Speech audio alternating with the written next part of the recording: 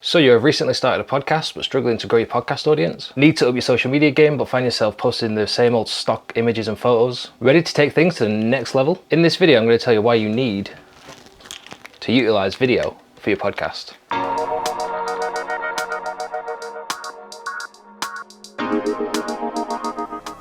Hi, I'm Ben and I'm Chief Videographer here at Podcast.co. When doing research on podcasts, I found it really difficult to find any video content like behind the scenes, photos of them in the studios, anything like that. And because of this, I had to use the basic podcast logo and stock footage just to showcase people's podcasts.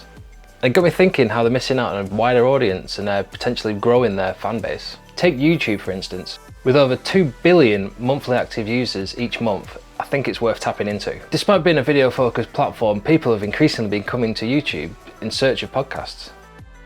A recent survey of Canadian adults found that 43% of people went to YouTube for podcasts in the past year. That put YouTube ahead of Apple Podcasts at 34% and Spotify at 23%. So you should really think about leveling up your podcasting game. Take the Joe Rogan Experience podcast. His episodes are regularly in the top 10 of the Apple Podcast as well as the YouTube charts. Let's hear from James Mulvaney how he's used video in conjunction with his own podcast, Create, Reach, Inspire, to grow his audience. Hey, it's James Mulvaney and I am host of a podcast called Create, Reach, Inspire. Now, we've been using video as part of the strategy since day number one. I think video is very important because it gives listeners another way of connecting and resonating with your podcast. So there's 3 different ways I think you can use video really effectively for your podcast. The first way, which I did with my first season, is to create teaser content. Create separate videos which tease the content that is coming up in each episode.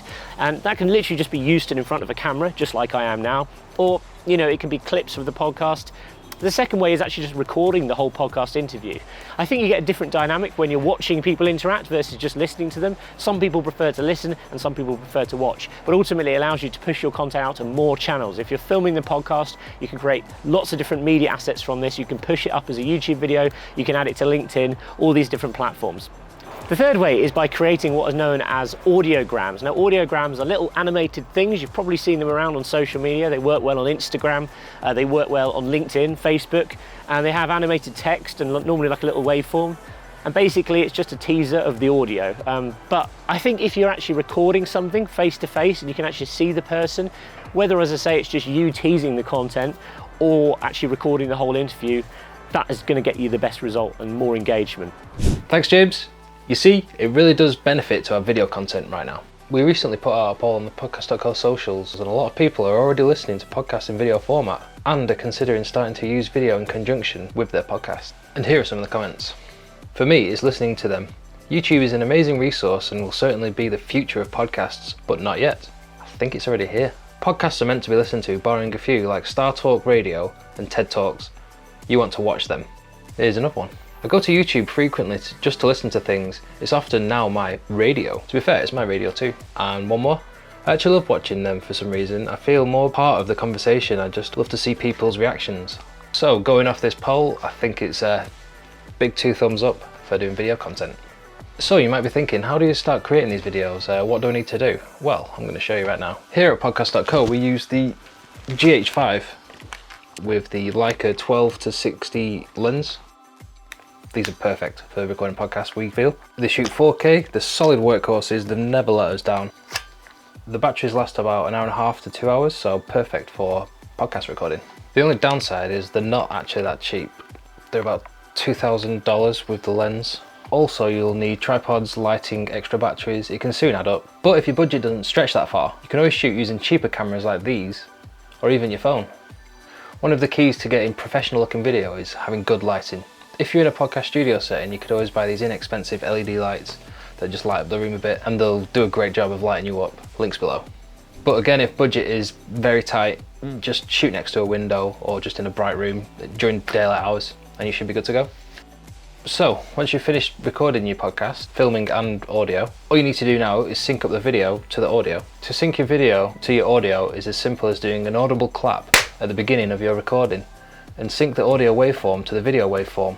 Export that out and there you have it. You have your full podcast episode. And with that full podcast episode, you can upload it to YouTube, Vimeo, Patreon, anywhere and everywhere. But also with this video file, you can take stills off the video, you can create audiograms, you can create little social clips. And in turn will give your podcast episode way more reach than an individual podcast recording. So, in conclusion, number 1, From now on, make a conscious effort to film all your podcast recordings. Number 2, use the best camera available to you. Just remember to have good lighting. Number 3, to make your podcast recordings a bit more interesting, use 2 or 3 cameras to cut between guests and speakers. Number 4, upload your podcast episodes to YouTube, Facebook, LinkedIn, Patreon, and any others that you can think of. Just get it out there.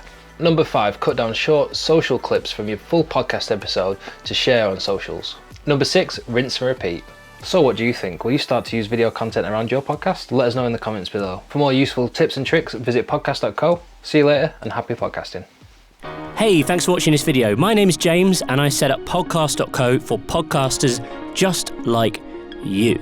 Now we offer industrial grade podcast hosting. You can check out our services over on Podcast.co. Just hit the sign up button. You can create a free account. You don't even need to enter your credit card information.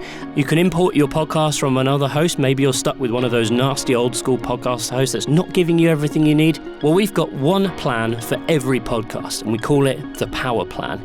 It has unlimited episodes, unlimited listeners, plus a whole bunch of other awesome features.